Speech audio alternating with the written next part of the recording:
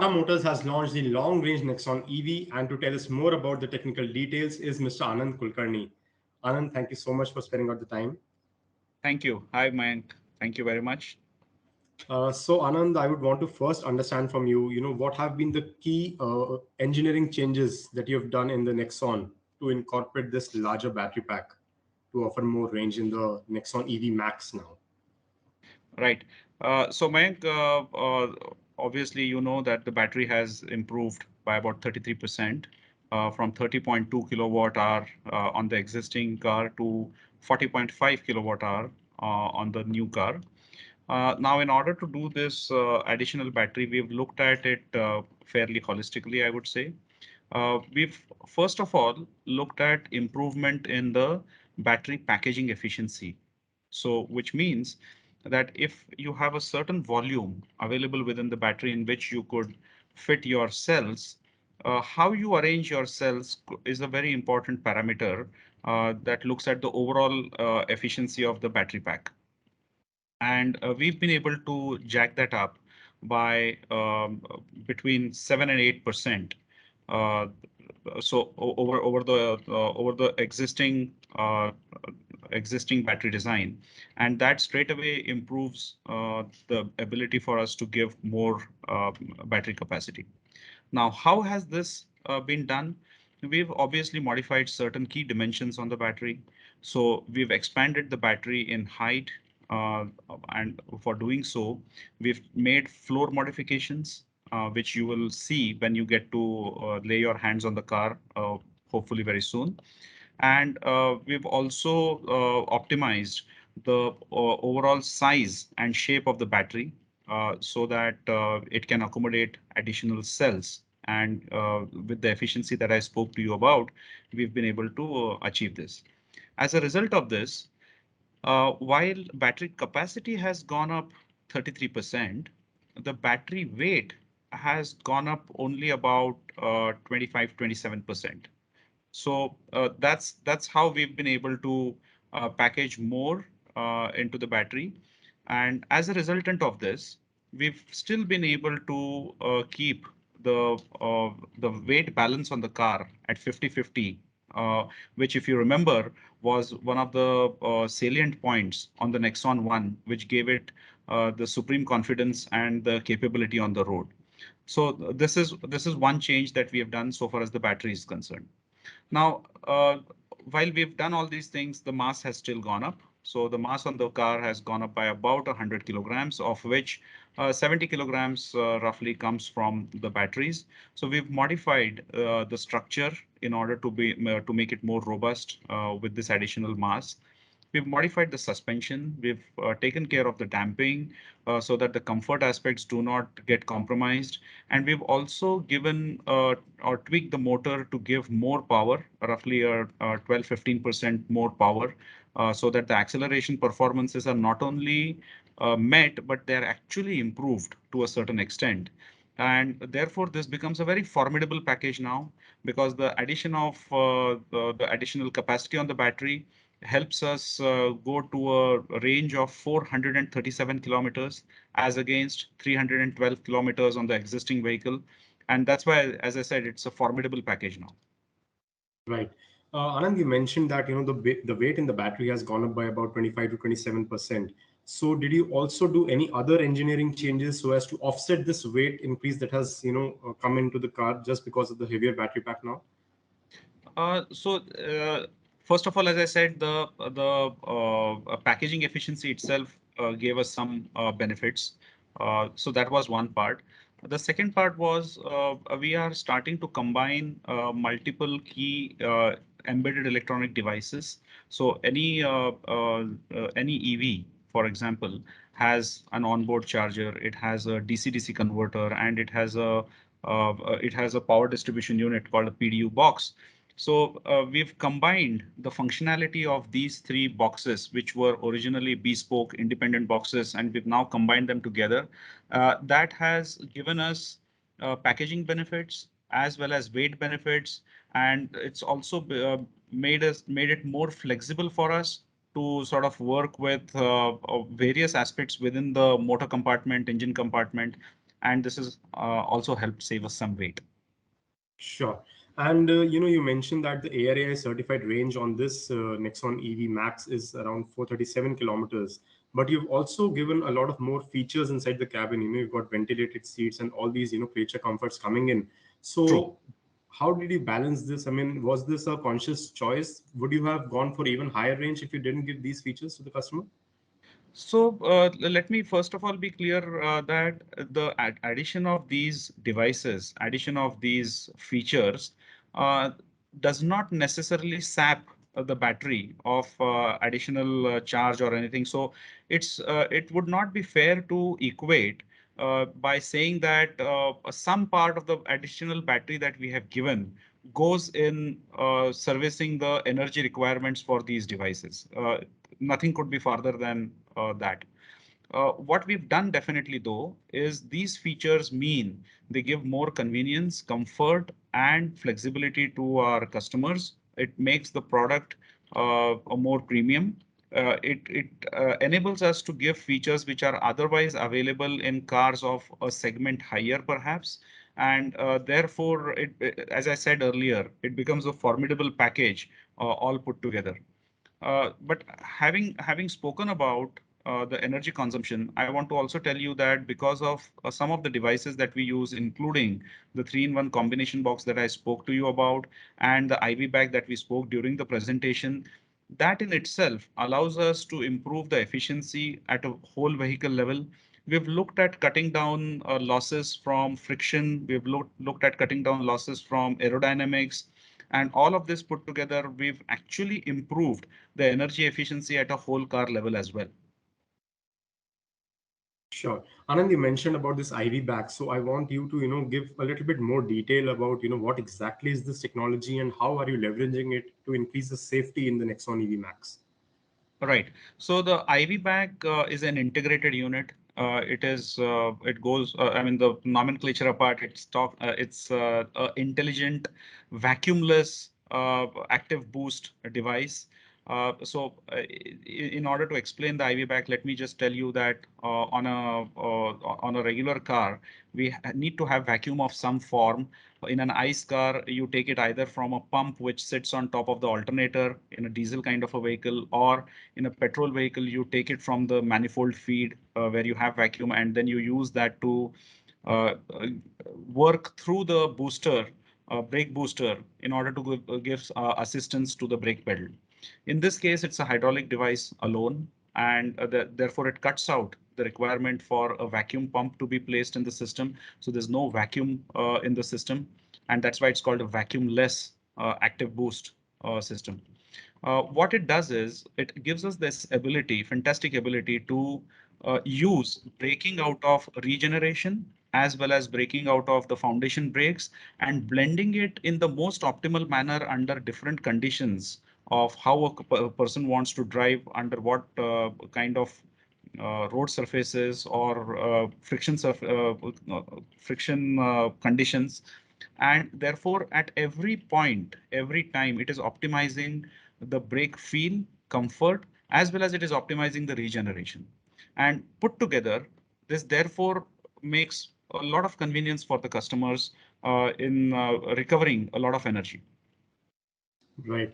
And Anand, during the presentation, you also mentioned that there is a positive environmental impact of this iVBAC technology. So how does that happen?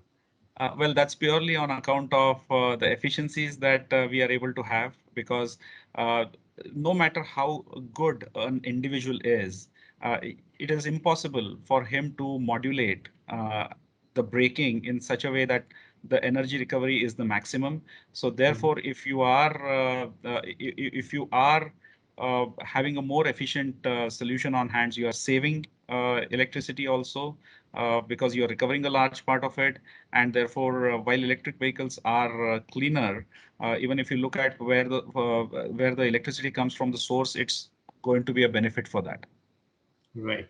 And one more feature I want to bring upon is this the auto brake light. So again, with regeneration modes coming into the Nexon EV now, so is that a regulatory requirement? Is the homologation requirement, or is it a safety feature which Tata has added into the car?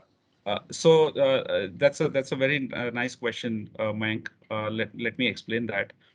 So from India does not yet have a regulation in terms of lighting up the brake lamps under regeneration. However, there are certain markets where there are guidelines, and the guidelines said that beyond a certain level of deceleration, it was advised to put the lamps on.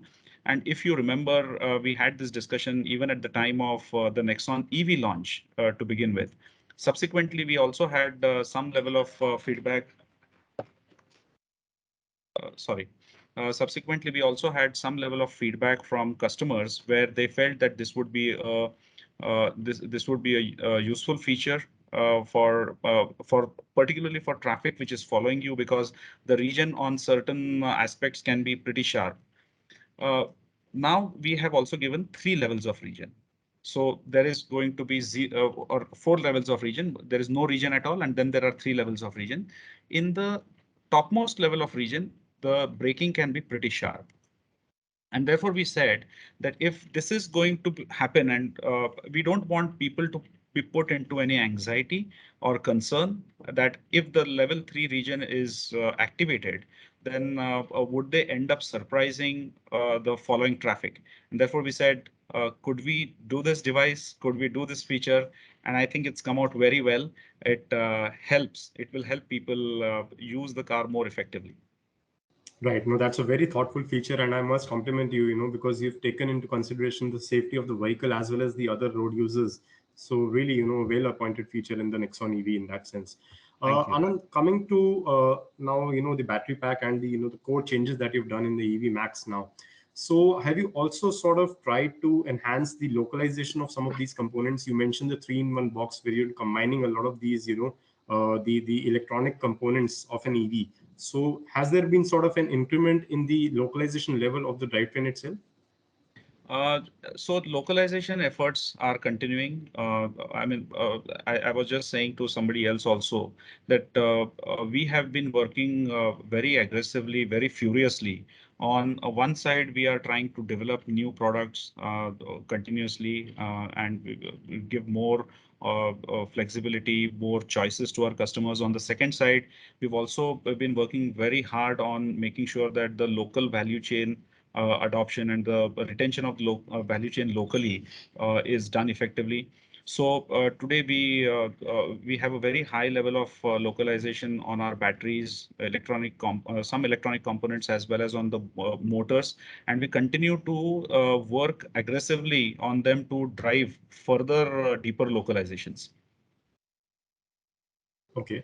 And a related question to that is, we are seeing right now again a continuous disruption in the global supply chain. So with this bigger battery pack, so are you well placed now to cater to the demand which is going to be coming from the market, or do you see some challenges again because some of these import components for the drivetrain could hamper your production going forward? So the way that the car has been, or the new features have been specified or configured, this does not sort of overload or lay additional emphasis on the requirement of semiconductors, because the BMS that we have configured is exactly similar to what we currently deploy in our existing cars also. So there's no additional requirement as such. And therefore, this is unlikely from a pure feature perspective and from a pure size perspective of the battery, there's going to be no additional impact. Okay. And also, Anand, we are seeing specifically if you talk about China, we are seeing a very adverse situation there with, lockdowns continuing. So is that going to be hampering Tata Motors in any sense? So not that. I mean, I would say that because of the lockdowns, there have been difficulties in terms of supply chains, where the ripple effect has gone around multiple places. It's not today we are so connected in various ways that it's not possible to have an isolated effect. So the ripple effect has been there, but hopefully things will ease out soon. There are already some relaxations which have been given. We continue to monitor this very regularly and work very actively to make sure that if there are any signs of future difficulties or challenges, we take adequate proactive actions to make sure that they are debottlenecked in advance of the event actually occurring. Right. And with the Max, so would you now be also augmenting your production capacity to cater to maybe the potentially higher demand? So as I have said, and as has been clarified by all of us earlier also, capacity is not really a constraint from a perspective of uh, throughputing vehicles. So we should be in a position to match that to whatever requirement that the customers would have from us. Sure. Coming back to another technical question, Anand. So, with the EV Max, you've also sort of given an option to the consumer to get a 7.2 kilowatt AC fast charger. So, if we consider the long-term usage of a battery pack, so I mean, how would you advise consumers in regards to the use of these the chargers? So, is Yeah. it advisable to use the basic 3 kilowatt charger on a day-to-day basis, or is it advisable to use the higher capacity AC charger or the DC fast charging, which again with the Nexon EV you're claiming a recharge time of like almost an hour. So Yes. how would you advise consumers to go about it? So we would ideally want customers to be free of any kind of restriction in terms of fast charging.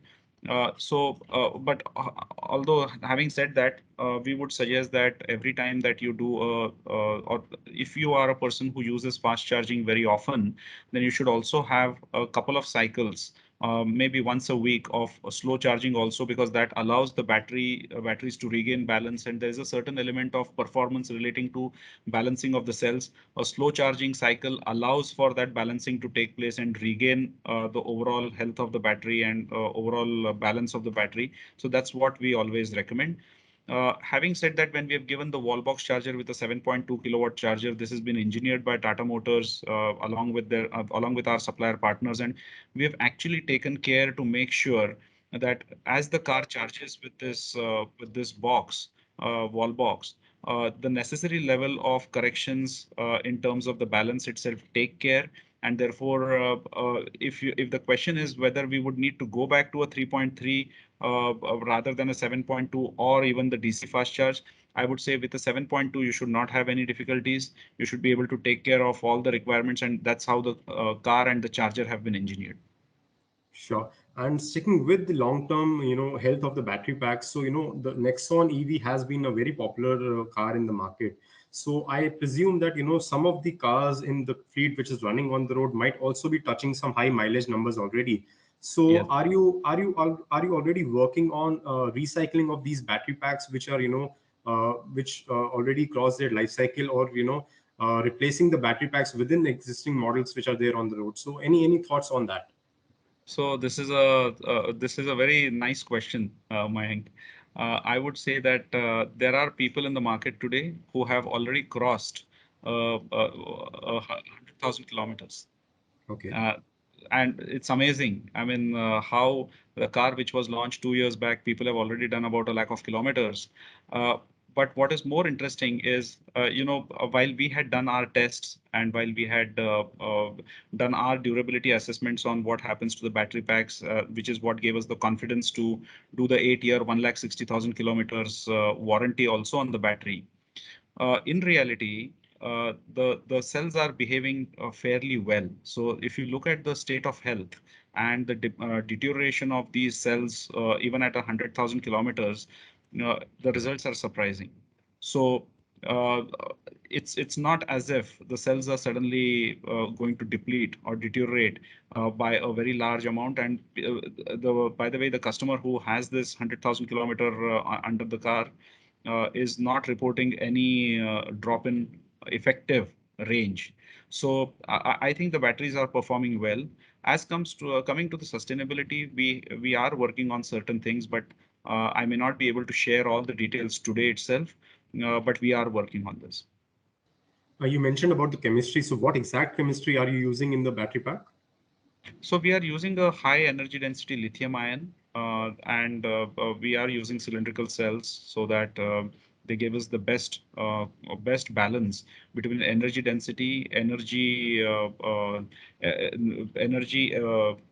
energy density as well as the ability to package the cells properly. And it's more important also, Mayank, to have safety. because in a Right. hot climate area like India, you need to be absolutely safe first, and therefore you need to start with the right chemistry, and then build on top of it the right level of strategies which will keep your batteries safe. And thirdly, as you know, that the Zipron platform is a water-cooled battery platform, so that allows us to maintain the batteries at a very optimal temperature. Right. Final question, Anand. So, do you believe that with this kind of a range now, 437 kilometers certified range, so this should be sufficient for most people who are, going to use the Nexon EV Max in a like a mostly in the day-to-day city conditions and a little bit of highway usage as well? And going forward, is there also a plan to bring the same high energy battery pack in the Tigor EV as well? So the availability of a high energy battery pack depends on the use cases that the car is put to. Yeah. So is it something that should proliferate to each and every car, or should it not? Is a matter of what does the application demand, rather than whether we can do it. I have always said that it's not difficult to package additional battery into the car, but at the end of the day, what is the use case that people would expect out of that particular vehicle is something that needs to be looked at. To your question about is this an adequate range for people? I think even today's Nexon EV for intra-city, there's absolutely no discomfort. In fact, people are using through proper planning and the upcoming infrastructure that is there now, people are using these cars for intercity applications already. The Nexon EV Max takes this one step further because it allows people to go faster. It allows people to therefore do more distances and use the vehicle like their only and first car or whatever you say. It essentially opens up more flexibility without the compromises that one would think existed with electric vehicles. Right. On that note, thank you so much, Anand. Lovely talking to you. Thank you. Thank you, Mayank. Always a pleasure. Take care.